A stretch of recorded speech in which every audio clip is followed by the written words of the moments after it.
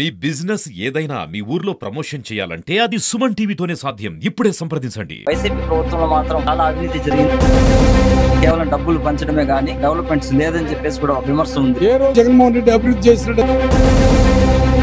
Welcome to Suman TV. This is Satyam Prasad. ఈ రోజు మాజీ డిప్యూటీ సీఎం నారాయణ స్వామి గారితో సుమన్ టీవీ తరఫున ఫేస్ టు ఫేస్ ఇంటర్వ్యూ కార్యక్రమం నిర్వహిస్తున్నాం. ప్రస్తుతం వారు ఇప్పుడు మన దగ్గర ఉన్నారు. వారిని అడిగి మరిన్ని విశేషాలు తెలుసుకుందాం రండి. నమస్తే సార్. సార్, మొట్టమొదటిగా ఇప్పుడు జగన్మోహన్ రెడ్డి గారు ఓడిపోవడానికి కారణము అతను కేవలం గతంలో సంక్షేమానికి విలువ ఇస్తూ అభివృద్ధిని మర్చిపోయినారు, అంటే కేవలం డబ్బులు పంచడమే గానీ ఎక్కడా కూడా డెవలప్మెంట్స్ లేదని చెప్పేసి కూడా ఒక విమర్శ ఉంది. ఇది ఎంతవరకు మీరు కరెక్ట్ అంటారు? ఇప్పుడు మన నియోజకవర్గం తీసుకోండి, దాదాపు 2,70,000 రూపాయలు విద్య పైన, ఆరోగ్యం పైన, మహిళా లోన్ల పైన, రైతుల లోన్ల పైన తోయడం జరిగింది. అమ్మఒడి అనే కార్యక్రమం మన ఇండియాలోనే ఫస్ట్ పెట్టడం జరిగింది. అదే విధంగా మహిళా లోన్లు తోస్తామన్నా గానీ జగన్ అన్న వచ్చినాక లోన్లు తోయటం జరిగింది. రైతుల రుణమాఫీ కూడా 12,000 నుంచి 13,000 వరకు 2,000 రూపాయలు సెంటర్ ఇచ్చినా కొంత డబ్బు ఈయన భరించి చేసినాడు.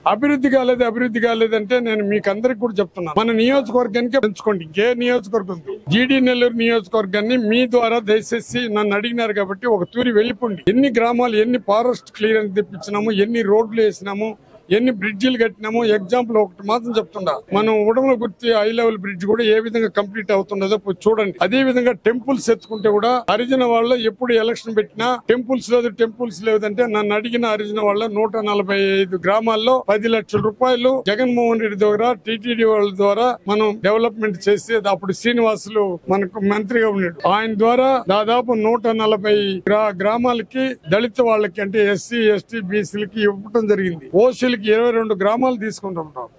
మన పాపిరెడ్డిపల్లిలో దాదాపు 5 కోట్ల రూపాయలు తీసి బిల్డింగ్లు కట్టున్నాము. అదే విధంగా కలిగిరి కొండకి దేవస్థానం నుంచి డబ్బులు తీసుకుని వచ్చి కంప్లీట్ చేసినాము. అదే విధంగా మీకు అందరికి తెలుసు 50 బెడెడ్ హాస్పిటల్ కార్వేట్ నగరంలో, పెనుమూరులో ఫుల్ ఫ్లెడ్జ్డ్ గా షాప్ కూడా ఫుల్ ఫ్లెడ్జ్డ్ గా పెట్టించినాము. సీఎం రిలీఫ్ ఫండ్ ఎన్ని మంది ఎన్ని చేసినా, నువ్వు ఏ పార్టీ, నువ్వు ఏ కులం, నువ్వు ఎవరైనా అడగకుండా సీఎం రిలీఫ్ ఫండ్స్ పూర్తిగా తీసుకుని వచ్చినాం. దాదాపు నాకు తెలిసి 750 మందికి పూర్తిగా ఇవ్వడం జరిగింది. అదే విధంగా ఏ హాస్పిటల్ పోయినా ట్రీట్మెంట్ ఎంత చేసినా గవర్నమెంట్ అన్ని భరించినా గానీ మళ్ళీ ఆ డాక్టర్లు మళ్ళీ వాళ్ళకి ఫ్రీగా కంప్లీట్ గా చేయమని చెప్పినాము. ఓవర్ హెడ్ ట్యాంక్స్ దాదాపు 175 గ్రామాలకు పెట్టించి అన్ని కంప్లీట్ అయింది. 1-2 నిలిచిపోయి ఉండొచ్చు కానీ కంప్లీట్ అవుతుంటది. ఈ విధంగా డెవలప్మెంట్ అంటే ఇంకా ఫారెస్ట్ క్లియరెన్స్ తెచ్చి, నువ్వు బందుర్గాపురం చూడండి, ఫారెస్ట్ క్లియరెన్స్ తీసుకుని వచ్చినాను, రోడ్ శాంక్షన్ చేయించినాను, కంప్లీట్ కూడా చేయమని చెప్పినాము. అంతెందుకు ఇప్పుడు మనం కల్చివేట్ తీసుకోండి, ఎన్ని కిలోమీటర్లు వేసినాము చూడండి. ఒక పెనుమూరుకే 11 కోట్ల రూపాయలు ఖర్చు పెట్టి ఆ పెనుమూరు మండలానికి ఎన్ని రోడ్లు వేసినాం చూడండి. ఇవంతా అభివృద్ధి కదా. లేదా ఏ కాంట్రాక్టర్ దగ్గరికైనా పొండి, నారాయణ స్వామి మీ దగ్గర ఏమైనా డబ్బు తీసుకున్నాడా, నాకు కావాల్సిన వాళ్ళు ఉంటారు, తెలుగుదేశం కాంట్రాక్టులు ఉండిపోయి అడగండి. మళ్ళీ అభివృద్ధి అంటే దీనికి మించిన అభివృద్ధి. ఎన్ని సంవత్సరాలు ముఖ్యమంత్రి ఉండమనేది కదా మనం చేయాల్సింది. 5 సంవత్సరాలు ఉండారు, 1 సంవత్సరం ఉన్నాడా, పరిపాలన దానికన్నా ప్రజలకు ఉపయోగపడినాడా? ఈ రోజు జగన్మోహన్ రెడ్డి 11 సీట్లు వచ్చింది, 11 సీట్లు వచ్చిందని. మరి 11 సీట్లు వస్తుంటే 39% ఎట్ట జనాలు ఓటేశారు. ఆయన ఇటువంటి తప్పుడు వాగ్దానాలు చేయననేసినాడు. ఆయన కూడా రైతులకు ఒక 2 లక్షలు ఇస్తాను, మళ్ళీ మహిళలకు ఇంకా ఎక్కువ వేస్తానంటే ఇంకా జగన్మోహన్ రెడ్డి చెప్తే చేస్తాడని నమ్మకం వచ్చి ఉంటుంది. కూటమి ప్రభుత్వం కాబట్టి వీళ్ళు ఖచ్చితంగా చేస్తారని నమ్మినారు. సూపర్ 6 ఆశపడినారు. జగన్మోహన్ రెడ్డి చేసే నవరత్నాలు కూడా అందరికి పడుతుందనే దృక్పథంతో అది కూడా పడుతుందని ఒక ఆశపడ్డారు పేదవాడు. ఇప్పుడు గతంలో ప్రాజెక్టులు, ఇప్పుడు పోలవరం ప్రాజెక్ట్ కావచ్చు, ఇంకా త్రాగునీటి శాశ్వత ప్రాజెక్టులు ఏవి కూడా వాళ్ళు కంప్లీట్ చేయలేదు. వాటికి వచ్చిన నిధుల్ని కూడా వాళ్ళు డైవర్ట్ చేస్తారు ఇతర పథకాలకు అని చెప్పేసి కూడా ఒక ఆరోపణ. తెలుగుదేశం ప్రభుత్వం అడవిపల్లి రిజర్వాయర్ కావచ్చు, ఇవన్నీ కూడా మేమే తీసుకొస్తున్నాం ప్రజలకి అని చెప్పి చెప్పుకుంటున్నారు. ఇది నిజమా? ఆయన దాదాపు 15 సంవత్సరాలు ముఖ్యమంత్రిగా ఉన్నాడు. ప్రతి తూరి వచ్చినప్పుడు మేనిఫెస్టోలో పథకాలు ఇస్తానని చెప్తాడు, ప్రజలకి చెప్తుంటాడు. మరి ఏ మేనిఫెస్టోని ఆయన కంప్లీట్ చేశాడు? ఆయన చెప్పినట్టు ఇప్పుడు మేము వచ్చింది, జగన్మోహన్ రెడ్డి వచ్చింది 5 సంవత్సరాలు. దాంట్లో 2 సంవత్సరాలు కరోనా వచ్చి నిలబడింది.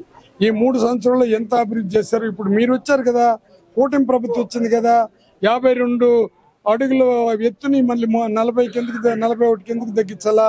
ఎందుకు చెప్పండి. అదే విధంగా అమరావతిలో 50,000 మందికి ఇంటి స్థలాలు ఇస్తే దాన్ని ఎందుకు వెనక్కి తీసుకోవాలా?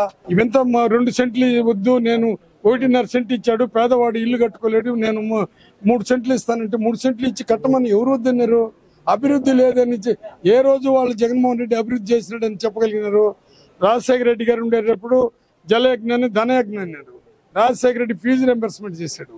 రాజశేఖర రెడ్డి ఆరోగ్యశ్రీ పెట్టాడు, రాజశేఖర రెడ్డి ప్రాజెక్టులు తీసుకుని వచ్చాడు. పోనీ ఆయన ఏమైనా హ్యాపీగా సంతోషపడినారా? జగన్మోహన్ రెడ్డి ఎంత చేసినా చేయలేదు అంటున్నారు. నిన్న స్పోర్ట్స్ పెట్టుకున్నారు. స్పోర్ట్స్ లో అది వాళ్ళకి వాళ్ళకి ఇవ్వండి, గెలిచిన వాళ్ళకి కంప్లీట్ గా ఏమేమి మీరు గిఫ్ట్లు ఇవ్వాలి కానీ అక్కడ ద్రౌపది వస్త్రాభరణం మాదిరిగా ద్రౌపదిని ఎట్టయితే వస్త్రాభరణం చేస్తారో ఆ విధంగా దుర్యోధనుడి వేషం అంట ఇంకొక వేషాలు వేసుకుని అక్కడ కూడా జగన్మోహన్ రెడ్డి తిట్టే కార్యక్రమాలు తప్ప ఏమైనా కార్యక్రమం ఉన్నదా? కౌరవులు ఏ విధంగా సంతోషపడినారో ఆ విధంగా అక్కడ సంతోషపడుతున్నారు. రెండోది, అన్నిటికన్నా మించి వాళ్ళు వచ్చినప్పటి నుంచి జగన్మోహన్ రెడ్డిని తిట్టకుండా జగన్మోహన్ రెడ్డి ఒక మంచి పథకం చేసినాడని ఏదైనా చెప్పగలిగినారా? మరి అట్టేటప్పుడు వాళ్ళు చెప్పిందే నిజమని మీరు మమ్మల్ని క్వశ్చన్ వేస్తేట. ఇప్పుడు వాళ్ళకి వచ్చింది కదా అవకాశం, జగనానికి వచ్చింది 5 సంవత్సరాలు. 5 సంవత్సరాలు 2,75,000 పేదవాళ్ళ కోసం, విద్య కోసం, హెల్త్ కోసం, మహిళల లోన్లు తోసి రైతులకు ఉపయోగపడ్డాడు. మీరు ఆ పని చేయండి. ఎవరు తిన్నారు? ప్రజెంట్ ఎమ్మెల్యే పిఏ పైన కూడా కొన్ని అలిగేషన్స్ వచ్చాయి. ఇప్పుడే చెప్పినాను నేను. దీంతో పాటు ఆ టైంలో ఎమ్మెల్యే ఒక 20 నిమిషాలు కూడా మాట్లాడినారు. ఆ మాటల్లో కూడా పత్రికా విలేకరులను కూడా కొంతమందిని కొంచెం అగౌరవపరిచి మాట్లాడే విధంగా కూడా చెప్పాడు. అంటే చీప్ గా ఒక 500 కూడా మీరు అవాస్తవాలను రాస్తున్నారు ఎమ్మెల్యే పైన అని చెప్పడం కూడా జరిగింది. ఇది ఎంతవరకు కరెక్ట్ అంటారు? ఇప్పుడు మీరు ఏమనుకోకపోతే, నేను బిలాంగ్స్ టు దళిత, రిజర్వేషన్ లేకపోతే అబ్బాయి అతను వచ్చున్నాడు, నేను వచ్చి రాష్ట్రం అంతా అన్ని నియోజకవర్గాల్లో తంతుట్నే జరుగుతూ ఉండదు. సేవ చేయాలని వచ్చిన వాళ్ళు సేవ పరం మర్చిపోయినారు. ఒక బిజినెస్ పరంగా అందరూ అన్ని నియోజకవర్గాల్లో అది స్టార్ట్ అయిపోయింది. ఇప్పుడు ఇక్కడ పలాని వ్యక్తి పలాని నేను సీఎంనే పిలిపించినాను అన్నాడు. ఆయన సీఎం ఏమనంటే వైఎస్ఆర్ పార్టీకి సంబంధించిన వాళ్ళకి డైరెక్ట్ గానీ ఇండైరెక్ట్ గానీ పనులు చేయొద్దండి. ఆయన ఏదో మాట్లాడినాడు, ప్రెస్ వాళ్ళు మాట్లాడినాడు, ఇంకొకరిని మాట్లాడినాడు అంటే ఆయన విజ్ఞతకు వదిలేవాళ్ళు. కానీ ఆయన గురించి నేను చెప్పాల్సిన అవసరం లేదు. ఎందుకంటే రిజర్వ్ కాన్స్టిట్యున్సీ వచ్చినాడు, అందరూ అన్ని జాతులు కలిసి ఓటేస్తేనే గెలుస్తారు. అర్థమైందా? ఇది ఒక పార్టీకి సంబంధించింది కాదు. చంద్రబాబు నాయుడే డైరెక్ట్ గానీ ఇండైరెక్ట్ గానీ మీరు పనులు చేయొద్దు అనేటప్పుడు కింద ఉండే కలెక్టర్లు కానీ, ఎస్పీలు కానీ, అడ్మినిస్ట్రేషన్ ఆఫీసర్లు కానీ ఏ విధంగా పనిచేస్తారో. ఈ రోజు ఎస్ఐకి అడిగినా, సిఐ దగ్గరికి పోయినా, మాకు అన్యాయం జరిగినా, దెబ్బలు తగిలిందని ఎత్తుకుని ఇచ్చినా మేము ఏమి చేయలేము సార్, దయచేసి మమ్మల్ని వదిలేండి సార్. ఈ రోజు కొల్లాగుంటలో నిన్న పోయినా నేను ఒక సావుకి, అక్కడ మెయిన్ రోడ్ లో ఈ పక్క షాపు ఈ పక్క షాపు, ఒకటి బెల్ట్ షాపు ఒకటి ఉన్న షాపు, రోడ్డు బస్ రోడ్డు జనాలు పోయింది. అటు పెట్టినారు బెల్ట్ షాపులక పేరు పొందినారు. ఇది ప్రభుత్వం వస్తేనే బెల్ట్ షాప్ ప్రభుత్వం అయింది. ఖర్చులు కార్పణలతో ద్వేషంతో పగతో రగిలిపోతున్నారు. కాబట్టి ఎవరైనా ఏదైనా మాట్లాడితే వాళ్ళపైన కేసు పెట్టేది, వాళ్ళకి ఏమేమి కావాలనో వాళ్ళని కలెక్టర్ చెప్పేది. కలెక్టర్ ఇప్పుడు అన్ని పైన కేసులు పెడుతున్నారు కదా. ఒక్కదానైనా నిరూపించి వీళ్ళు తప్పు చేసినారని చెప్పమనండి. నిరూపణ ఉండదు, ఏదో ఒకటి చెప్పాలా, వాళ్ళని బాధించాలా, అది జరుగుతుంది. గతంలో వైసీపీ పీరియడ్ లో మీరు మద్యపాన నిషేధం దశల వారీగా చేస్తారని కూడా చెప్పారు. కానీ లాస్ట్ మినిట్ లో కూడా జగనన్న బ్రాండ్ అని గవర్నమెంటే దుకాణాలు నడిపే పరిస్థితి వచ్చిందనమాట. దీనికి నేను మీకు నిజమైన స్టేట్మెంట్ ఏమంటే గట్టిగా ఇస్తాను. నన్ను మీరు అందరూ కూడా ఇదే జగన్మోహన్ రెడ్డి దశల వారీగా స్టార్ట్ చేస్తే ఇదే కూటమి ప్రభుత్వంలో ఇప్పుడు ఉండేవాళ్ళు తమ్ముళ్ళు మీకు కష్టపడుతున్నారు, నాసిరకమైన సారా ఇచ్చారు, నేను మంచి సారా ఇస్తాను, క్వాలిటీ ఇస్తాను అన్నారు. దానికి ఆశపడ్డారు అందరూ. ఆ దశల వారీగా 2 పర్యాలు చేసుకుంటూ వచ్చినాము. డబ్బు ఎక్కువ అంటే బాటిల్ పైన రేట్లు పెంచితే దాన్ని తాగరు, ప్రతి కుటుంబం సుఖపడుతుంది. మందు వల్ల ప్రతి పేదవాడు నెత్తురు నాశనం అయిపోతుండేది. పేదవాడికి జబ్బు వచ్చేది దీనివల్లనే.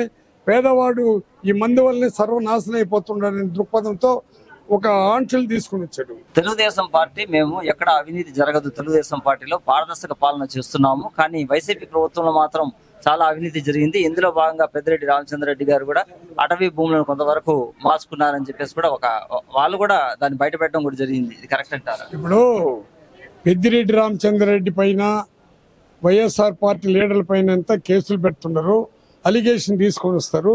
పెద్దిరెడ్డి రామచంద్రరెడ్డి ధైర్యంగా ఎస్ నా పైన అలిగేషన్ ఉంది కదా, ఇక్కడనే మీ కలెక్టర్ ఉన్నాడు, అందరూ ఉన్నారు, నేను ఎక్కడ ఆక్రమించుకోలేదు, మీకు శక్తి ఉంటే దాన్ని ఎంక్వైరీ చేయండి, నిజానిజాలు తేల్చుకోండి. ఇంతకుముందు నుండి కూడా కలెక్టర్ గారు కూడా అది ప్రభుత్వం లేదంటూ కిరణ్ కుమార్ రెడ్డి ఆయనకి పెద్దిరెడ్డి రామచంద్రరెడ్డి కాకపోతే కూడా కిరణ్ కుమార్ రెడ్డి కూడా ఎంక్వైరీ చేశాడు.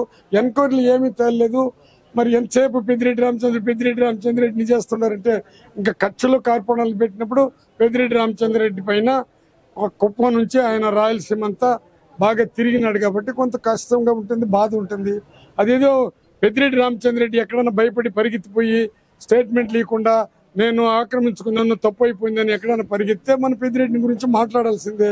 ఎలక్షన్ స్టార్ట్ అయినప్పుడు ఎప్పుడైతే ఎన్నికలు ఫలితాలు విడుదలైందో అప్పటి నుంచి కూడా మీరు నియోజకవర్గంలో ప్రజలకు అందుబాటులో లేదని, మీరు ఈ మధ్య కాలంలో కూడా విదేశాలకు వెళ్ళిపోయినారని కొన్ని రూమర్స్ వస్తున్నాయి. తెలుగుదేశం రూమర్స్ తప్ప ప్రజలకు ఏమైనా పనిచేసి ఉండదా? 15 సంవత్సరాలు ముఖ్యమంత్రి ఇచ్చాడు, తెలుగుదేశం లీడర్లంతా ఉన్నారు.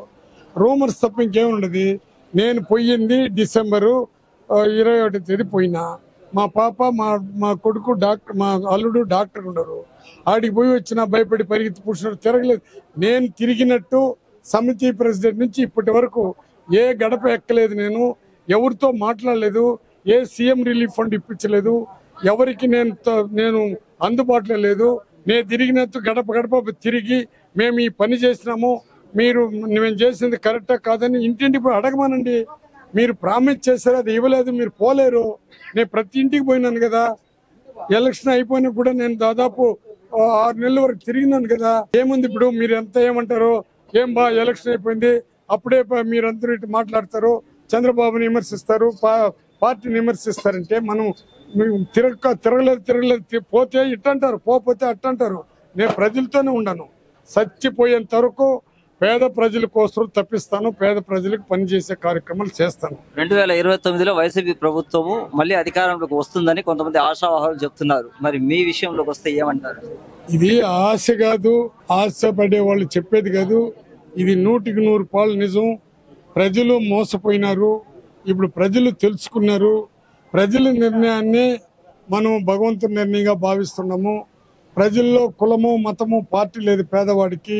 పేదవాడు ఏ నిర్ణయం తీసుకొని ఓటేస్తాడు? అసలు ఓటేసేదే 65%. దాంట్లో 35% ఎవరికి వస్తే వాడు గెలుస్తాడు. వాడు గెలిచినోడు 34% వ్యతిరేకులే. అయినా నేను ఎమ్మెల్యేది నా రాజ్యం ఉంటాను కదా. జగన్మోహన్ రెడ్డి ఒక మాట అన్నాడు, నేను మీకు మంచి చేసి ఉంటే ఓటు వేయండి అన్నాడు.